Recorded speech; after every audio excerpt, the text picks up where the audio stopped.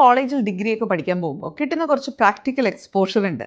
ചിലപ്പോൾ ചില പ്രൊജക്റ്റുകളുടെ ഭാഗമൊക്കെ ആയിട്ട് നമുക്ക് പ്രസൻറ്റേഷൻ നടത്തേണ്ടി വരും.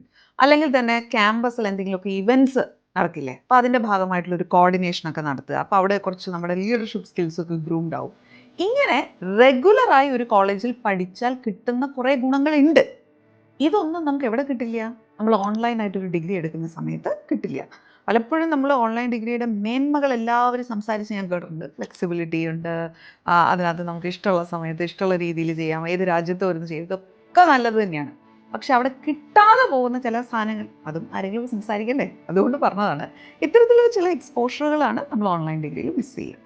ഇതൊക്കെ മനസ്സിലാക്കിയിട്ട് നമുക്ക് നമ്മളിപ്പോൾ നിൽക്കുന്ന ഒരു സിറ്റുവേഷനിൽ ഏറ്റവും ബെറ്റർ ആവുക എന്ന് പറയുന്നത് ഓൺലൈനായിട്ടൊരു ഡിഗ്രി എടുക്കുക എന്നുള്ളതാണ്. എങ്കിൽ അതിപ്പോൾ UG ആയിക്കോട്ടെ, PG ആയിക്കോട്ടെ, ഓൺലൈൻ മോഡിൽ തന്നെ എടുക്കുക.